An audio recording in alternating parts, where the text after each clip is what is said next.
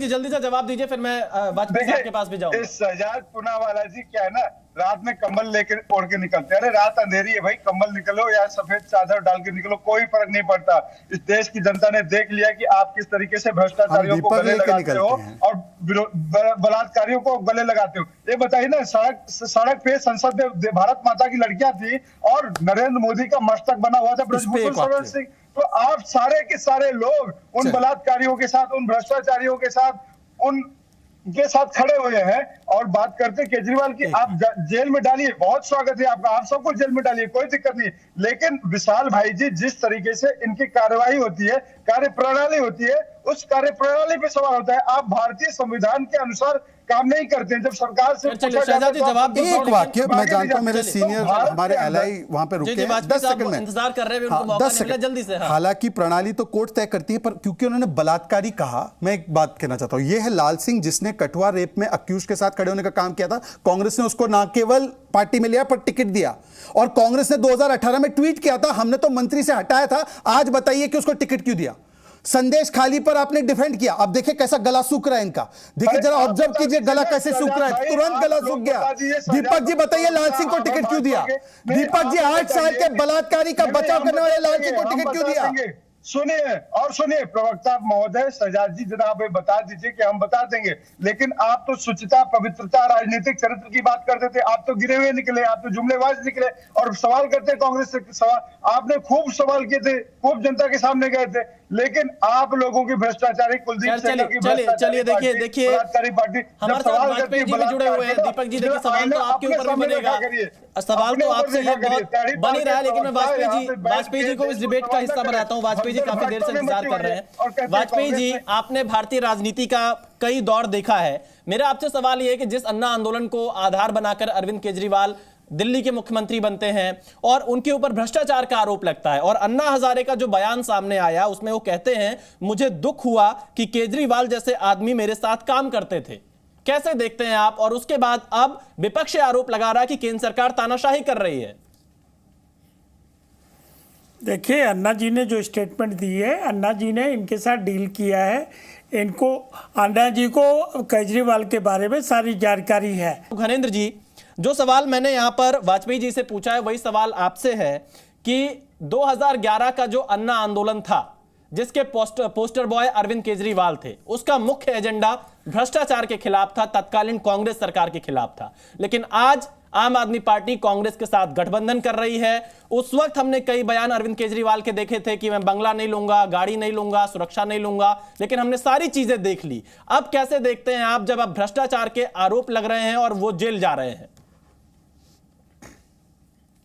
विशाल, आज हम भारतीय जनता पार्टी से सवाल पूछ रहे हैं कि तथाकथित शराब घोटाले में 60 करोड़ रुपए साउथ लॉबी से भारतीय जनता पार्टी को आए। भारतीय जनता पार्टी को देश को जवाब देना पड़ेगा कि शरद रेड्डी से इनके क्या रिश्ते हैं। भारतीय जनता पार्टी को यह जवाब देना पड़ेगा, जो ईडी कहती थी कि इस घोटाले का मास्टरमाइंड और किंग पिन शरद रेड्डी है, उससे 60 करोड़ रुपए क्यों लिए, किस लिए लिए? और 2 साल हो गए भारतीय जनता पार्टी को। तीसरा सवाल, ये 2 साल पहले भारतीय जनता पार्टी ने 60 करोड़ रुपए लिए थे। 2 साल से जो आदमी तथाकथित शराब घोटाले में मुख्य आरोपी है, उससे आपने 60 करोड़ रुपए लेके लिए, लेकिन आपने ईडी और सीबीआई को जानकारी नहीं दी। 2 साल से आपने ईडी, सीबीआई और देश से जानकारी क्यों छुपा के घरेंद्र जी, ये सवाल मैं सीधा शहजाद जी से इसका जवाब लेता हूं। घरेंद्र जी, इस सवाल का सीधा जवाब मैं शहजाद जी से लेता हूं, लेकिन मैंने आपसे जो मूल सवाल पूछा आप उसको बाईपास कर गए। आपने मुझे कोई जवाब नहीं दिया। का जवाब दे रहा हूं जी, प्लीज।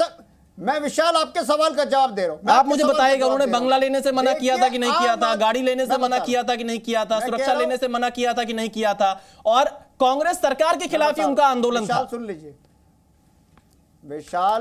विशाल, आम आदमी पार्टी आंदोलन की कोख से निकलकर आई थी, और आम आदमी पार्टी की जब से दिल्ली में सरकार बनी है, आज देश में Arvind Kejriwal model of governance को कश्मीर से लेकर कन्याकुमारी तक लोग क्यों पसंद करते?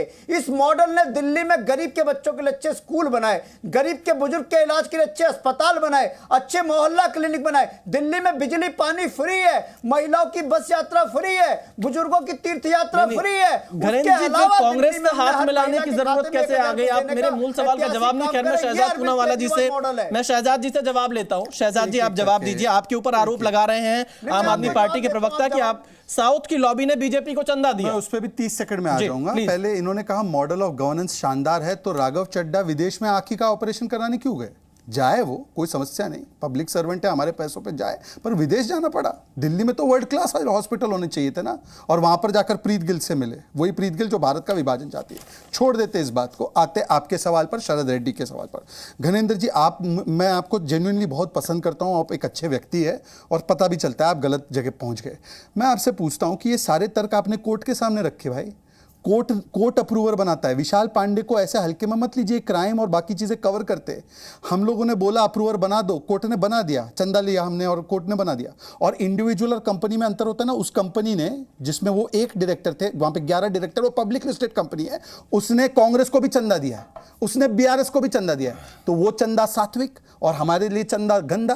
अभी इसलिए मैं कह रहा हूं कि आपने ये तर्क तो कल हाईकोर्ट में भी रखा, हाईकोर्ट ने लिस्ट नहीं किया, सुप्रीम कोर्ट में भी, सुप्रीम कोर्ट ने लिस्ट नहीं किया। और आपकी तो फितरत झूठ बोलने की, अरुण जेटली से लेकर गडकरी जी के सामने नाक रगड़ना पड़ा ना। परंतु छोड़ दीजिए इन बातों को, मुझे केवल एक बात बताइए। कर दो एसीबी, अगर तुमसे जांच नहीं होती तो जांच करानी है, सोनिया गांधी को गिरफ्तार करो, 2 दिन उसका इंटेरोगेशन करो। अब बताइए घनेंद्र जी, आप बताइए कि ये वाला बयान सही था या ये झूठा बयान? चलिए घनेंद्र जी जवाब दीजिए